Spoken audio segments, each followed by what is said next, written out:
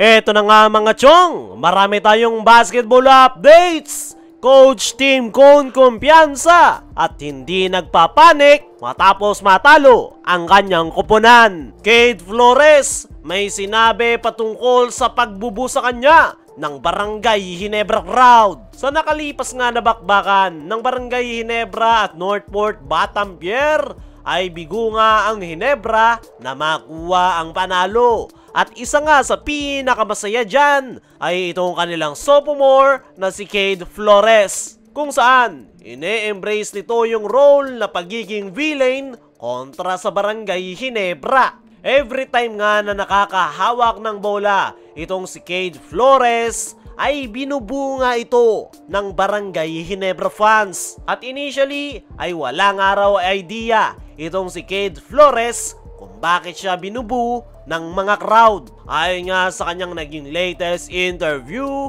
ay tinatanong niya nga yung kanyang mga teammates dahil wala daw talaga siyang idea. Isang araw siyang high energized player at gustong gusto niya nga raw makipag-trashtukan pero wala daw siyang idea kung bakit siya binubu ng Barangay Ginebra fans. Sa tingin niya nga raw ay noong i-block niya si Japet dahil sinabihan niya ito na get out of here. At simula nga raw niyan ay binubu na siya every time nahahawak siya ng bola. Pero para sa nasabing Northport forward ay hindi niya nga raw pinapansin yung reaction ng Barangay Ginebra fans. Actually, gustong gusto niya nga raw yung nangyayari na nasa kanya yung atensyon ng napakalaking crowd sa loob ng game venue. At yan nga raw yung pinakamalaking crowd simula nang pumasok siya sa PBA. Gustong gusto niya nga raw yung energy, kaya mas lalo pa nga raw siyang nanggigigil na makapagpakita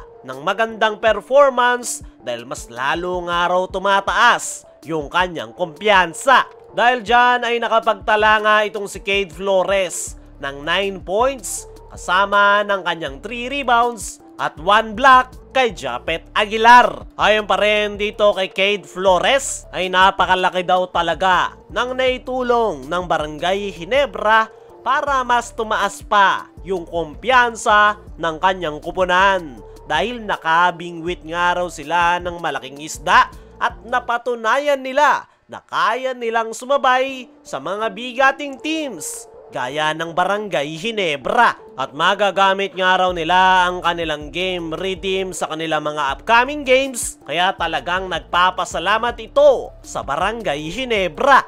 Ayon pa rin sa nasabing forward ay kung may makakalaban nga silang kupunan this upcoming PBA playoffs ay umaasa nga itong si Cade Flores na Barangay Ginebra ang kanilang makakaharap dahil gustong gusto niya daw talaga ng challenge para masubukan ang kanyang full potential. Para sa akin mga chong ay isa lang passionate player itong si Cade Flores. May mga ganyan talagang mga players kung saan mas lalong ginaganahan kapag binubu ng mga crowd. Okay rin yung kanyang gusto na muling makatapat ang Barangay Ginebra once na makaapak sila ng PBA playoffs. Dahil dyan talaga masusubukan ang kanilang kupunan kung talaga bang kakayanin nilang sumabay sa bigating kupunan gaya ng Ginebra in a playoff series kung saan maglalabasan na talaga ng lakas at alas ang parehong kupunan. So ngayon ay masaya itong si Cade Flores sa pagkakapanalo ng kanyang kupunan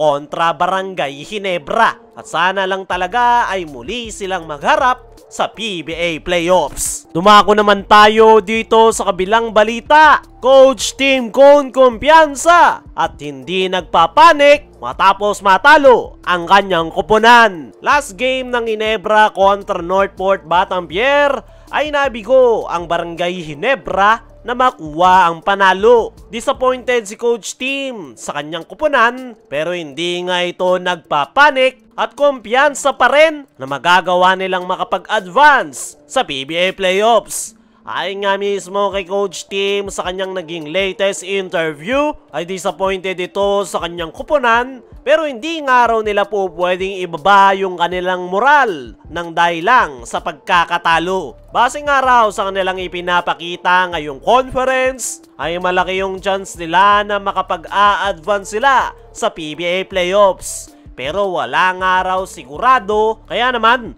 tatrabahuhin nga daw nila yan sa kanilang mga upcoming games. Kumpiyansa nga rin itong si Coach Tim Cone na magiging playoffs ready na ang Barangay Ginebra para sa kanilang mga upcoming games. Maganda na raw yung kanilang ipinapakita sa kanilang team practice at the same time magbabalik na rin si Malonzo at expected na makapaglalaro na kontra Blackwater Bossing. Ayon pa nga dito kay Coach Tim ay hanggang sa ngayon ay win-workout pa rin daw ni Jamie yung kanyang pagbabalik ng kanyang game rhythm. At once nga raw na maibalik nito ang kanyang kondisyon ay naniniwala si Coach Tim na malaki ang magiging impact nito para sa kanilang preparation this upcoming playoffs. Para sa akin mga chong, ay yung nakita nating performance ng Ginebra nitong mga nakalipas nilang laro ay malayo pa sa kanilang full potential.